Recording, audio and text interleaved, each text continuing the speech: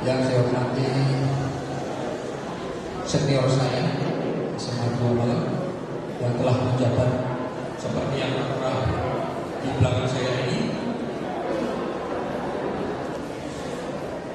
Ada siswa SMA 2 Malang. Assalamualaikum warahmatullahi wabarakatuh.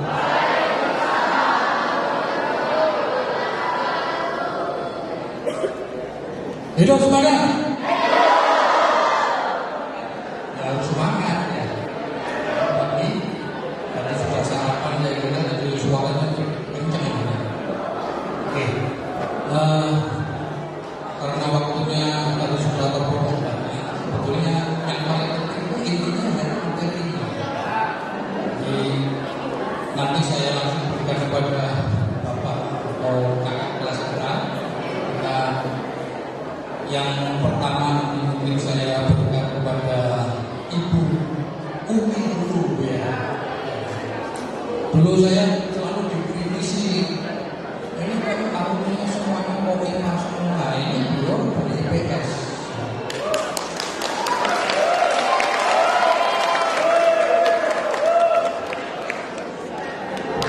Saya baca sekilas beliau ini siapa? Beliau ini litik dengan saya alumni tahun 1979. Sebetulnya kami lulusnya 1978 mana ada perpanjangan waktu perpindahan. Dulu kalau lulus itu kalau naik kelas itu bulan Desember. Jadi untuk sekolah itu mulai dari Januari sampai Desember. Nanti liburnya bareng-bareng, rame Natal, tahun baru, rame.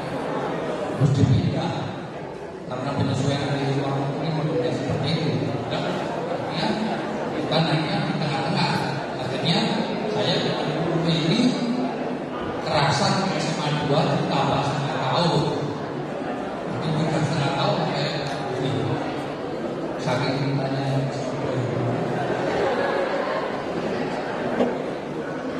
Oke, saya perkenalkan dulu Bu Umi Fasyazi.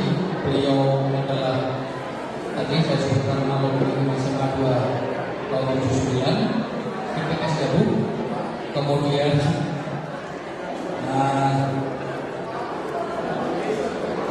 karir beliau pertama beliau langsung ke Balikpapan itu 84 sudah di Balikpapan bersama Tuan.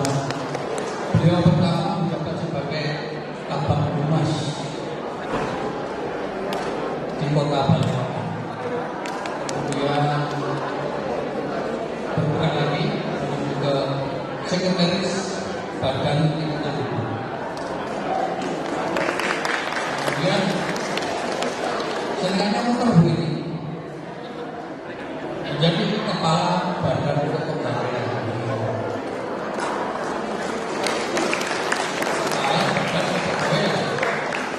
Balikpapan. Kemudian menjadi kepala Dispenda.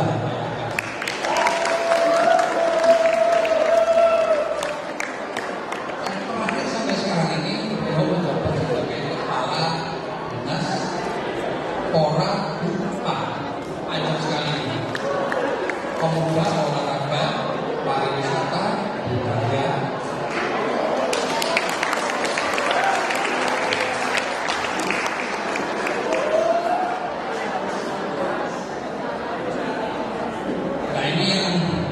Paling menonjol beliau yang pertama adalah beliau adalah koreografer dari tari pesisir Melayu terbaik se-Asia.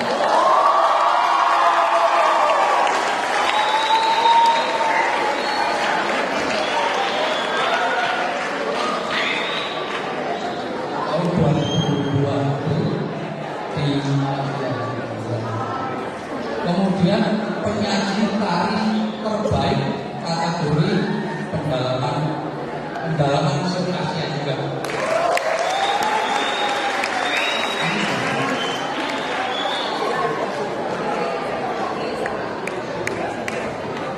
Beliau mendampingi santunan tari di Indonesia mencari bakat keterampilan.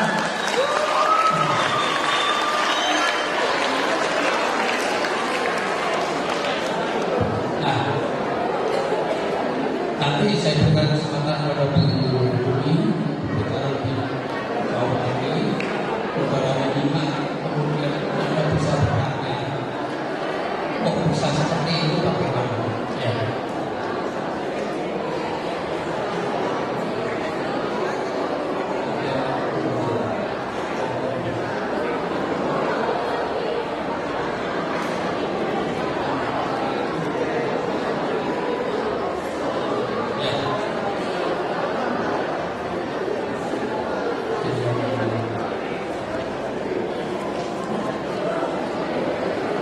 Oke, langsung saya berikan aja kepada Bumi untuk menyajikan materinya. Baru kemudian akan ambil panelis yang berikutnya dan juga panelis. Kemudian kita break sebentar dan ada dua panelis yang berikutnya. Itu acara saya Bu. Saya persilakan untuk Bumi memberikan materi. Terima kasih Bapak-Bapak. Assalamualaikum warahmatullahi wabarakatuh.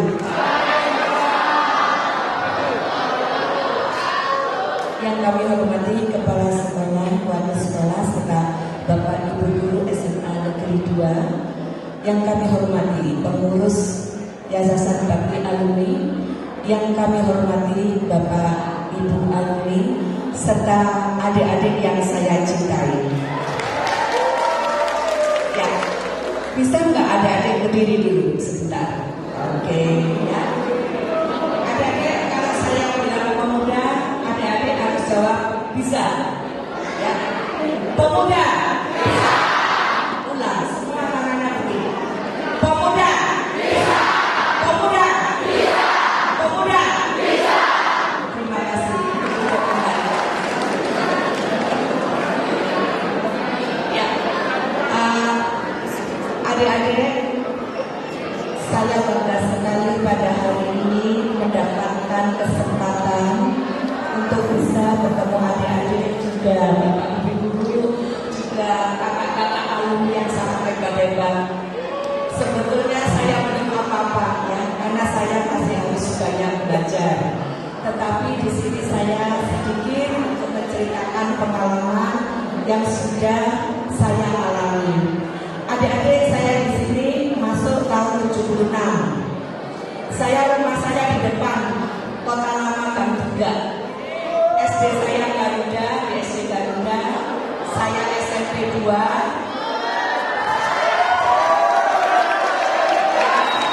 Sama-sama Pak Ibu SMP-nya, sama Pak Afri juga.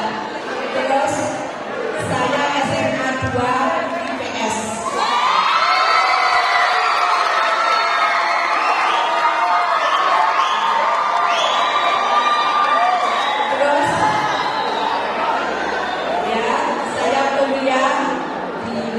Wijaya hukum dulu adalah di sebelah sini ya, hukum di sebelah SMA 2.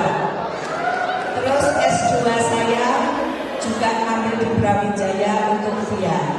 Sekarang saya sedang mengambil doktor di UNER. Sebentar lagi insya Allah sama-sama Pak Yudi juga ambil doktor. Jadi mudah-mudahan mohon doanya. Adik-adik bahwa di dalam halo. Kita sama-sama ya, bahwa di dalam setiap kita bertindak satu ya ada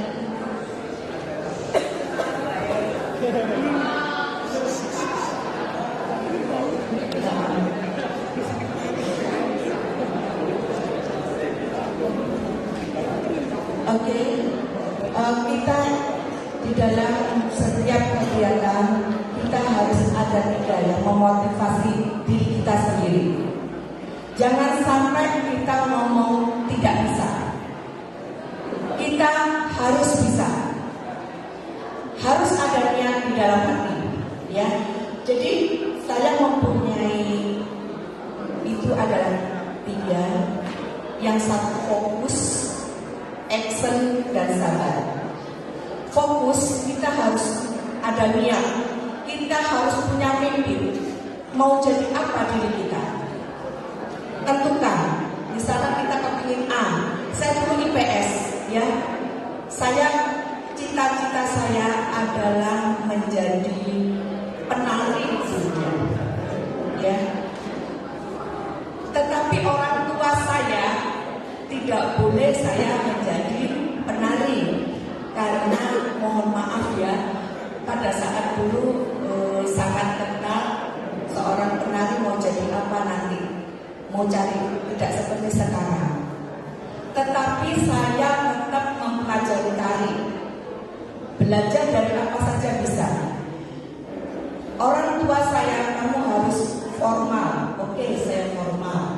Tetapi saya juga belajar tetap menari.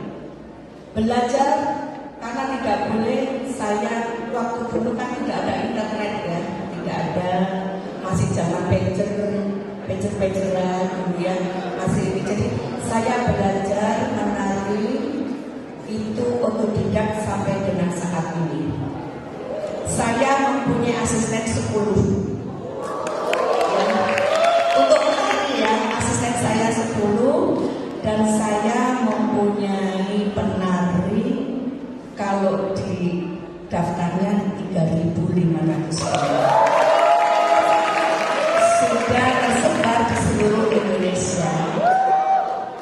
Dan saya mendirikan grup tari tahun 87 sampai sekarang tidak pernah meminta uang serupiah pun dari yang belajar menari di tempat saya.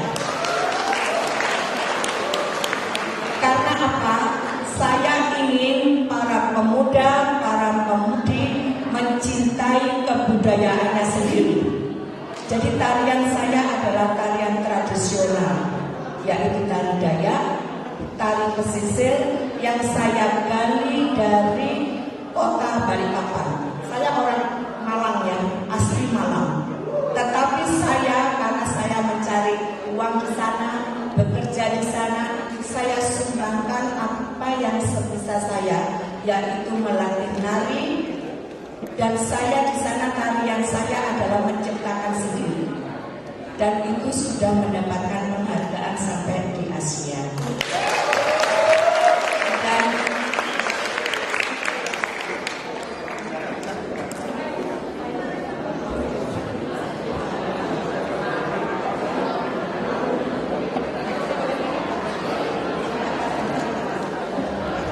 terus saya juga menciptakan lagu daerah. Semuanya 6 sudah mendapatkan penghargaan semua. Ya. Jadi di sini saya tidak bukan berarti bahwa saya menonjolkan kebiasaan, tidak, karena saya belum apa-apa. Saya berbuat apa yang saya bisa. Di sana ada kemauan, pasti bisa. Jangan sekali-sekali seorang pemuda ngomong tidak bisa. Kalau misalkan Bapak Ibu guru atau Bapak Kepala Sekolah, tolong kerjakan ini, tolong kerjakan itu, yang tidak pernah kita kerjakan, jangan ngomong tidak bisa, saya tidak tahu. Itu pantang bagi pemuda. Karena apa? Harus dicoba. Kalau sudah mentok, sudah tidak ada jalan keluar, baru kita ngomong, ini sudah saya coba tetapi tidak bisa. Adik-adik, bagaimana? Setuju enggak? Harus bisa? Kurang keras, setuju enggak?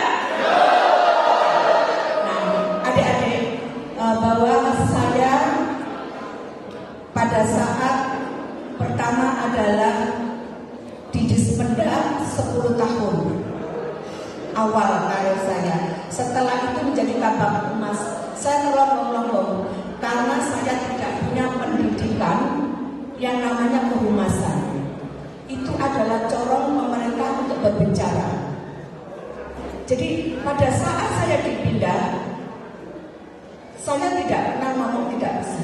Langsung saya beli buku, langsung saya belajar kepada yang dulunya menjadi Kabak Humas. saya belajar bagaimana caranya menjadi kabak humas. Dan di sana saya bertahan 4 tahun. Setelah itu saya dipindah menjadi lingkungan hidup. Luar biasa, saya tidak ada pengalaman sama sekali. Dan saya tidak pernah ngomong tidak bisa. Saya membeli buku, saya ikut kelas AMDAL, saya ikut kelas ini dengan uang pribadi. Kalau kita menunggu di sekolah kan itu lama. Kita harus ada kemauan, kita harus semangat ya. Tidak boleh kita begini, wah saya nggak bisa, bagaimana nih? Bagaimana, tidak boleh.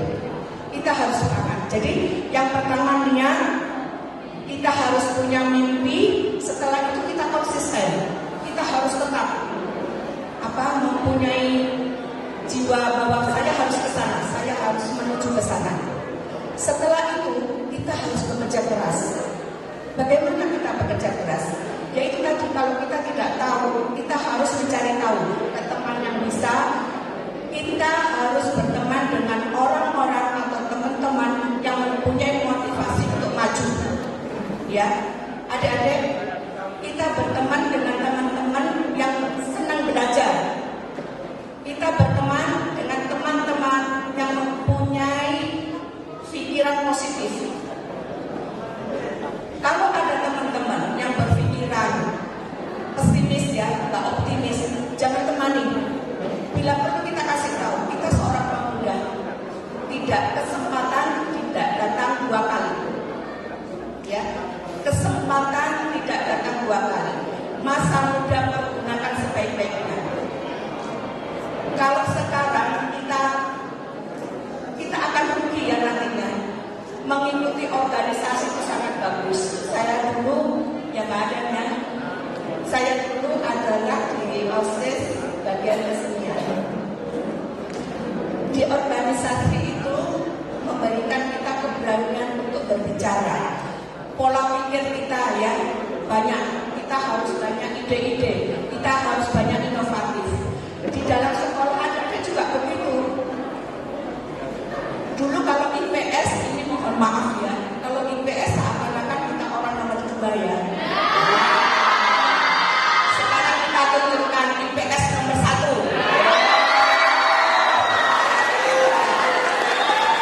Adik-adik, ya. Adik-adik antara IPA dan IPS tidak ada perbedaan, semua sama. Ya, ayo semua kita tunjukkan bahwa pemudi Indonesia bisa, ya. Mari kita bekerja, mari jadi ini adik-adik. Apabila kita punya keahlian, kita punya skill, punya bakat dan kemampuan, mari kita pupuk. Halo, tolong adik-adik jangan bicara sendiri. Ini menunjukkan etiket kita, ya. Kalau ada orang berbicara, kita harus mendengarkan. Ya, kita gantian. Nanti adik-adik juga ada waktunya berbicara. Adik-adik, kita menjadi sukses tidak harus formal. Kalau kita mempunyai skill atau kemampuan, mari kita pupuk. Saya mempunyai senang dengan kesenian. Saya tidak bisa nari pertamanya karena tidak boleh. Tetapi saya setiap ada teman yang pergi ke luar negeri atau pergi ke luar daerah, saya titip uang untuk minta kaset kesenian tradisional. Saya hampir seluruh dunia mempunyai kasetnya. Hampir seluruh Indonesia punya semua. Karena apa? Saya bertekad untuk mempelajari kesenian-kesenian daerah yang ada di Indonesia dan dunia. Ya, adik-adik, setelah itu kita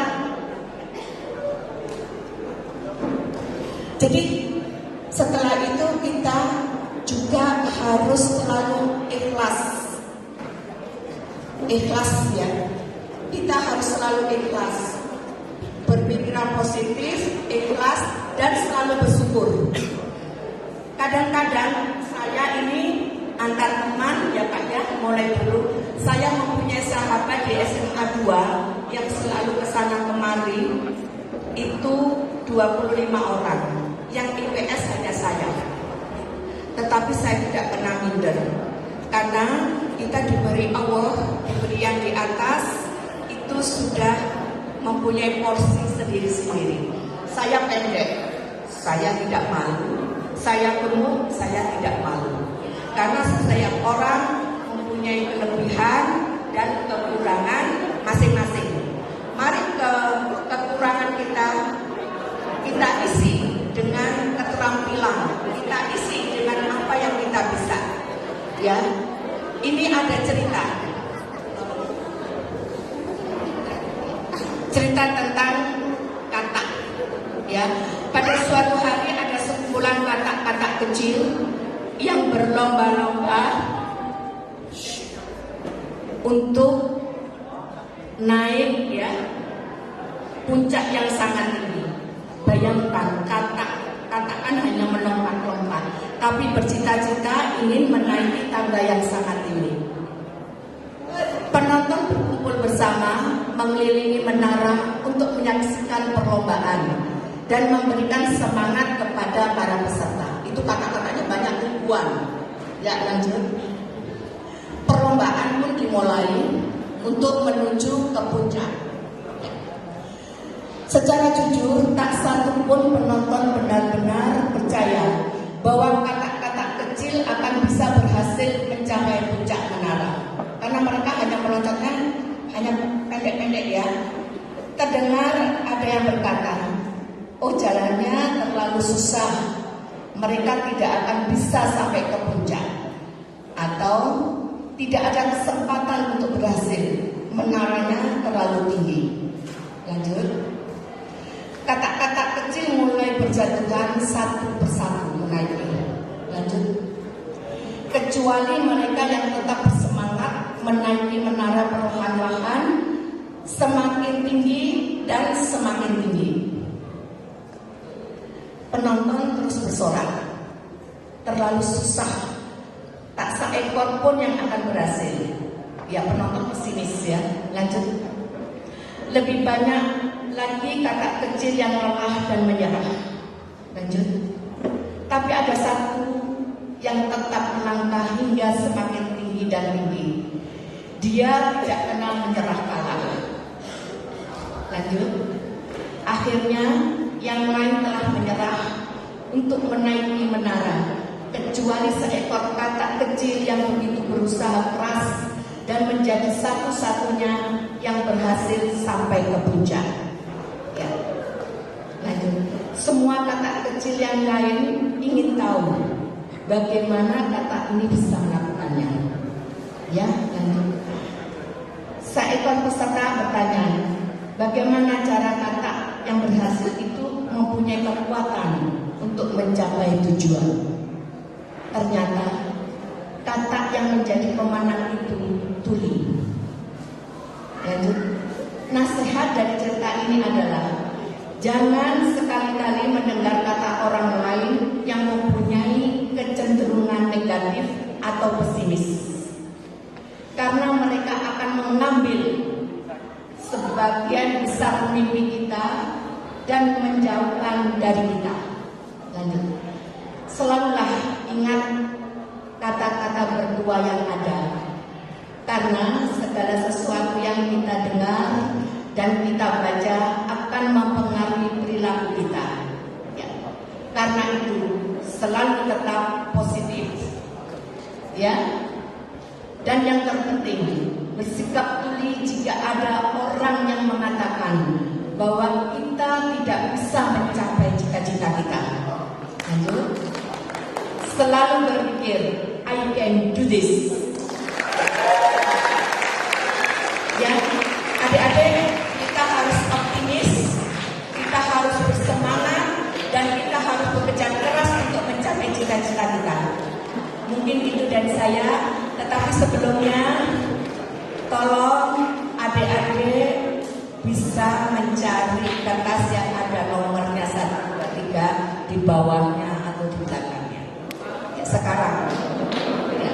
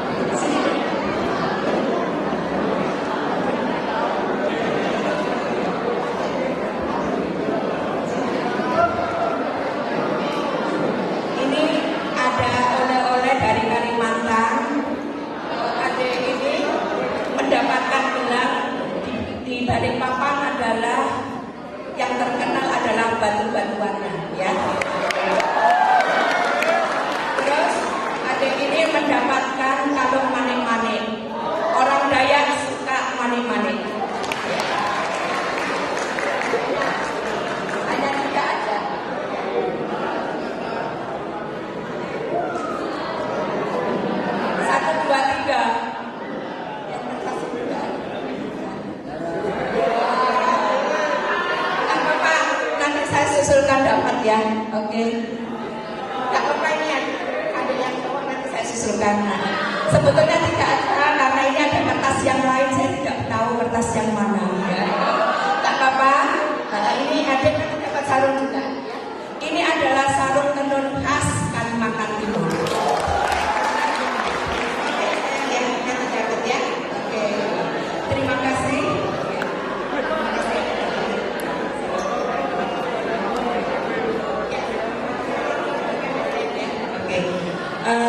Terima kasih. Maka untuk mencapai sukses kita harus ada niat, menggantungkan mimpi, kita bekerja keras, konsisten, dan kita harus berpikiran positif, ya, berdoa ikhlas. Insya Allah. Adik-adik, saya minta tolong berdiri lagi.